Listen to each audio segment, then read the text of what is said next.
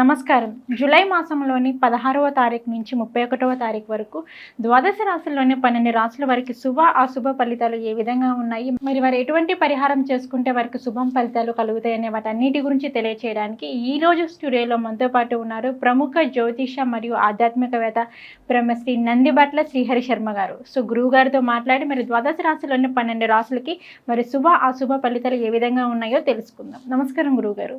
వాగర్థావివ సంపృక్తౌ వాగర్థ ప్రతిపత్తయే జగతః పితరౌ వందే పార్వతీ పరమేశ్వరౌ. సదాశివసమారంభాం శంకరాచార్య మధ్యమాం అస్మదాచార్య పర్యంతం వందే గురు పరంపరాం. ఆదిత్యాయ చ సోమాయ మంగళాయ బుధాయ చ గురుశుక్ర శనిభ్యశ్చ రాహవే కేతవే నమః. శృంగేరి పీఠాధిపతులకి కంచి పీఠాధిపతులకి నమస్కారములు తెలియచేసుకుంటూ కార్యక్రమాన్ని ప్రారంభిద్దాం. గురువుగారు, మకర రాశి వారికి వచ్చేసి ఈ జూలై మాసంలోని 16వ తారీఖు నుంచి 31వ తారీఖు వరకు మరి వీరికి ఆర్థికంగా ఎలా ఉండబోతుందంటారు? మకర రాశి వారికి ఈ యొక్క 16వ తారీఖు నుంచి 31వ తారీఖు వరకు ఏ విధంగా ఉండబోతుందో తెలుసుకునే ముందు గ్రహ సంచారం ఏ విధంగా ఉందో తెలుసుకుందాం. ద్వితీయ ముందు శని వక్రీకరించి, తృతీయ ముందు రాహు, అలాగే పంచమందు కుజ గురువులు, అలాగే రవి శుక్ర బుధుల యొక్క కలయిక సప్తమ మందు, అలాగే నవమందు కేతు స్థానం. వెరసి చూసుకున్నట్లయితే 12వ తారీఖు రోజున కుజుడు, అలాగే 16వ తారీఖు రోజున రవి. ఈ యొక్క గ్రహ సంచార మార్పు ప్రభావం వలన చాలా మటుకు వ్యతిరేకమైనటువంటి ఫలితాలు ఈ యొక్క మకర రాశిలో జన్మించిన వారు ఈ యొక్క జూలై మాసంలో 16 నుంచి 31వ తారీఖు వరకు పొందుతారని చెప్పవచ్చు. ముఖ్యంగా ఎంతవరకు మీరు మౌనముని ఆశ్రయిస్తే అంత మీకు మంచి శుభ ఫలితాలు కలుగుతాయి. గుర్తుపెట్టుకోండి. ఎందుకు చెప్తున్నానంటే ఇక్కడ ప్రధానంగా గ్రహ సంచారములు అనుకూలంగా లేని కారణం చేత ఎక్కడ తగ్గి ఉండాలి, ఎక్కడ పెరగాలో మనం తెలుసుకొని లౌక్యంతో ముందడుగు వేసినట్లయితే మకర రాశి వారు చాలా మటుకు సమస్యల్ని కంట్రోల్ చేసుకోవచ్చు. ముఖ్యంగా గుర్తుపెట్టుకోండి, ఏది ఈ సృష్టిలో అసాధ్యం కాదు. అలాగే మొక్కవని ఆత్మవిశ్వాసంతో ముందడుగు వేస్తే గ్రహాలు కూడా మోకరిల్లుతాయనే విషయాన్ని మీరు గుర్తుపెట్టుకోవాలి. కాబట్టి మొండి ధైర్యంతో మీరు ప్రయాణం చేస్తే ఈ యొక్క 16 నుంచి 31వ తారీఖు వరకు చాలా సమస్యలు మిమ్మల్ని బాధించవు. స్వజన విరోధములు కలిగేటువంటి అవకాశాలు ఉన్నాయి. అంటే బంధువర్గంలోని వారే మీకు కొంత శత్రుత్వముగా మెలిగేటువంటి అవకాశాలు ఉంటాయి. సరదాకి కూడా మీరు ఎవరితో పరాచకాలు మాత్రం ఆడకండి. సరదాగా ఒకరిని టీస్ చేయకండి. నవ్వుతూ ఎదుటి వాళ్ళతో మాట్లాడకండి. ఆ నవ్వే నలుగురిలో నగుపాలు అయ్యే అవకాశాలు ఉంటాయి. కాబట్టి మీరు ఒక పాజిటివ్ వేతో ఆలోచించినప్పటికీ గ్రహాల యొక్క సంచారం అనుకూలంగా లేని కారణం చేత మీ మాట ఎదుటి వాళ్ళకి నెగిటివ్గా మారుతుంది, నెగిటివ్గా వినబడుతుంది. తద్వారా ఏమవుతుంది, మీకు అకారణమైనటువంటి విరోధాలు కలుగుతాయి. మిత్రులతో కావచ్చు, బంధువులతో కావచ్చు, లేకపోతే హితులతో కావచ్చు, కుటుంబ సభ్యులతో కావచ్చు. సరదాకి మాత్రం కూడా మీరు ఎటువంటి చర్యలకి పాల్పడకండి.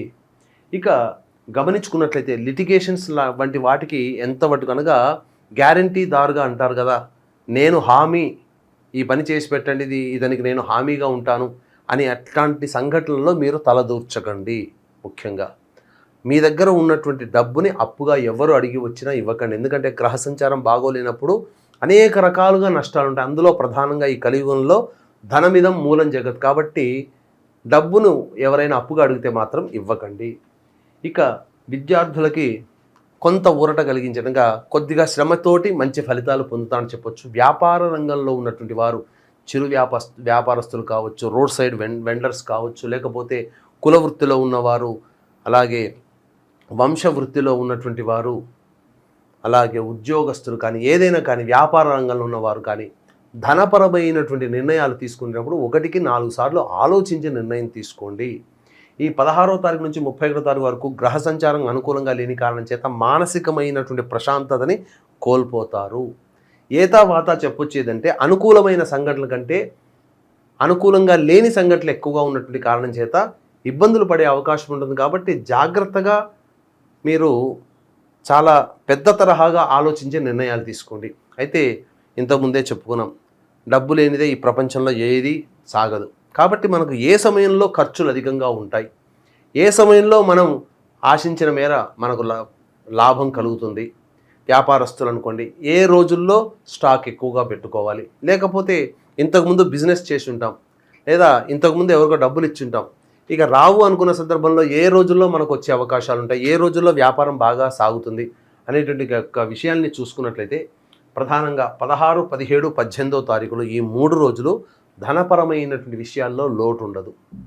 ధనము ఖచ్చితంగా వచ్చి తీరుతుంది. ఇక 19, 20, 21 తారీఖుల్లో మాత్రం మానసికమైన ప్రశాంతతని కోల్పోతారు. సరిగ్గా నిద్ర పట్టదు. అన్ని రకాలుగా అడ్డంకులు, పనులు చేద్దామనుకుంటే అవరోధాలు కలుగుతాయి. ఖర్చు అధికంగా ఉంటుంది. పరధ్యాసతో ఉంటారని చెప్పవచ్చు. ఇక 22, 23 తారీఖుల్లో గడిచినటువంటి రోజుల్లో వచ్చే ఇబ్బందుల నుంచి కాస్త మీకు వెసులుబాటు కలుగుతుంది. అంటే ఎండగా ఉన్నవాడికి చెట్టు నీడ చల్లగా ఎలా అనిపిస్తుందో ఎన్నో కష్టాలు ఈ 19, 20, 21 తారీఖులో ఈ 3 రోజుల్లో పడినటువంటి కష్టాలకి కొంత రిలీఫ్ 22, 23 తారీఖులో కలుగుతుంది. తద్వారా పాజిటివ్గా ఉంటారు. అప్పుడు కొన్ని నిర్ణయాలు పాజిటివ్గా తీసుకుని మీకు భవిష్యత్తు మంచి జరుగుతుందని చెప్పవచ్చు.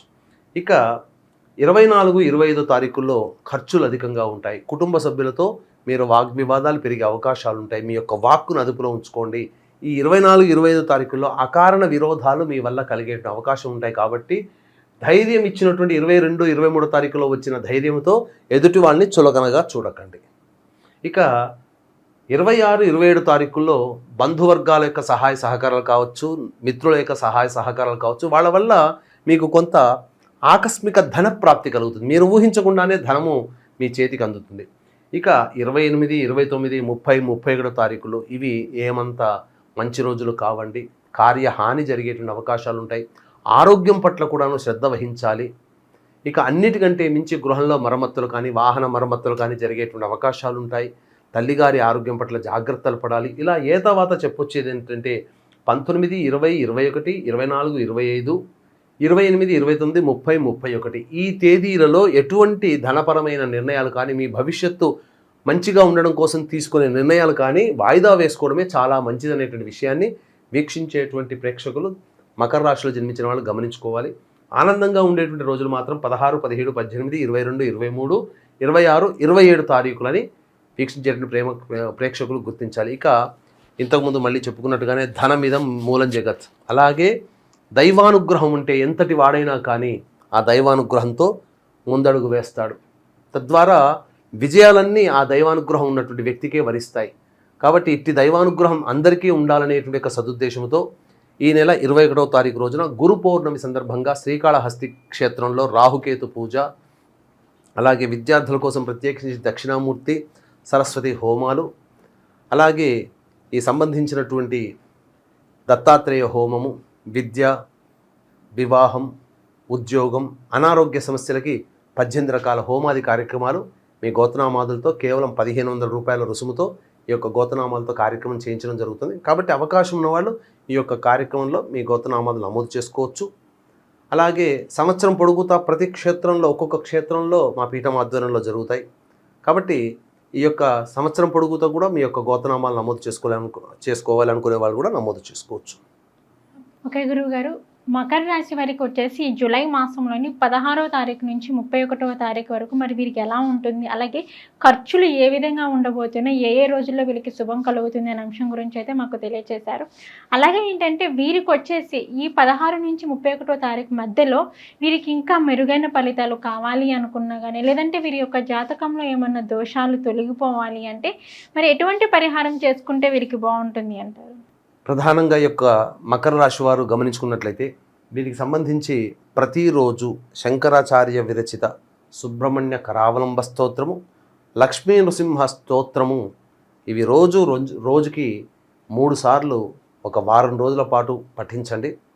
చాలా మటుకు ఈ యొక్క దైవానుగ్రహం వల్ల మీకున్నటువంటి సమస్యలన్నీ పరిష్కారం అవుతాయని చెప్పడంలో ఏమాత్రం సందేహం లేదు. ఓకే గురుగారు, మకర రాశి వారికి వచ్చేసి ఈ జూలై మాసంలోని 16 నుంచి 31 వరకు మరి వీరికి ఎటువంటి ఫలితాలు రాబోతున్నాయి, శుభ అశుభ ఫలితాలు ఏ విధంగా ఉన్నాయి అనే అంశం గురించి అయితే మాకు తెలియజేశారు గురువుగారు. ధన్యవాదాలు. సర్వం శ్రీ ఉమామహేశ్వర పరబ్రహ్మార్పణమస్తు.